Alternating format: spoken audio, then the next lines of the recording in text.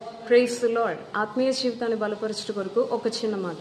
మన బైబిల్లో చూసినట్లయితే రోమియోలకు రాసిన పత్రిక 5వ అధ్యాయం 3 నుంచి 5 వచనాలు మనం చూస్తే అక్కడ ఒక శ్రేష్టమైన మాటలు ఈ విధంగా వ్రాయబడి ఉన్నాయి. ఏమని అంటే, అంతేకాదు శ్రమ ఓర్పును, ఓర్పు పరీక్షను, పరీక్ష నిరీక్షణను కలుగజేయనని ఎరిగి శ్రమల యందును అతిశయపడుదుము.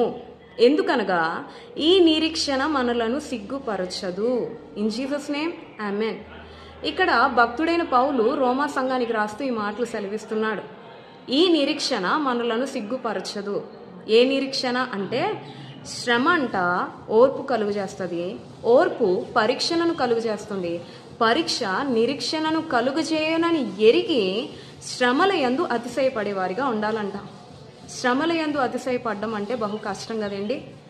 శ్రమల్లో దుఃఖం వస్తుంది, బాధ వస్తుంది, వేదన వస్తుంది, ఏ పని చేయాలనిపించదు, ఎవరితో మాట్లాడాలనిపించదు, ఒంటరిగా ఉండాలనిపిస్తుంది, విపరీతమైన బాధ వేదనలతో కలవరాలతో హృదయం నింపబడిపోయింది. కానీ శ్రమల్లో మనమైతే అతిశయించేవారిగా ఉండలేం, శ్రమల యందు సంతోషించేవారిగా ఉండలేం, శ్రమల యందు దుఃఖించేవారిగానే ఉంటాం. కానీ నిజమైన భక్తులు ఏం చేస్తారు అంటే, శ్రమలలో సైతం అతిశయించేవారిగా ఉంటారు. ఎందుకు అంటే, వారి యొక్క నిరీక్షణ ఎవరి మీద ఉంచారు అంటే, జీవము కలిగిన దేవుని మీద ఉంచారు గనుక వారు దేవుడు చూసుకుంటాడు, ఈ శ్రమను దేవుడు ఒక గొప్ప సాక్ష్యంగా మారుస్తాడు అన్న నిరీక్షణ కలిగి సంతోషంగా శ్రమల యందు అతిశయించేవారిగా ఉంటారు. ప్రియమైన దేవుని బిడ్డ, ఈరోజు నీ జీవితంలో కూడా శ్రమలు వచ్చాయా? కష్టం వచ్చిందా? బాధ వచ్చిందా? దాన్ని బట్టి నువ్వేం చేస్తున్నావు?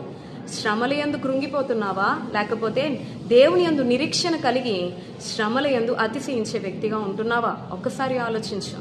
పౌలు జీవితంలో కూడా, ఈ మాట చెప్పిన పౌలు జీవితంలో కూడా శ్రమ రాలేదంటే వచ్చింది. మీరు చూసినట్లయితే 2 కొరింథీయులకు రాసిన పత్రిక 12వ అధ్యాయం 9 నుంచి 12 వచనాల్లో ఒక మాటలు ఈ విధంగా, 9 నుంచి 10 వచనాల్లో ఒక మాటలు ఈ విధంగా వ్రాయబడి ఉంటాయి. ఏమని అంటే, పౌలు జీవితంలో కూడా శ్రమ వచ్చిందంట, ఒక ముళ్ళు ఉందంట. దాన్ని బట్టి పౌలు పలుమార్లు దేవుని యొద్ద ముమ్మారు దేవునికి ప్రార్థించాడంట, ఆ ముళ్ళు తీసేయని. కానీ దేవుడు అన్నది ఏంటంటే, నా కృప నీకు చాలు, నీ బలహీనత యందు నా శక్తి నీ ఎడల పరిపూర్ణమవుతుందని పౌలుకి సెలవిచ్చాడు. తద్వారా పౌలు ఏం చెప్తున్నాడో తెలుసా? విశేషముగా నా బలహీనతలు యందే నేను అతిశయపడతాను, నా బలహీనతలు యందే నేను అతిశయిస్తానని సెలవిస్తున్నాడు. మన జీవితంలో కూడా మనం బలహీనతల్లో ఎప్పుడైతే ఉంటామో దాన్ని బట్టి అతిశయించాలి. ఎందుకంటే నీవు నేను దేవుని ఎడల నిరీక్షణ, ఈ నిరీక్షణ మనల్ని సిగ్గుపరచదు. కాబట్టి దేవుని యందు నిరీక్షించు, తద్వారా దేవుడిచ్చే జయ జీవితం పొందుకో.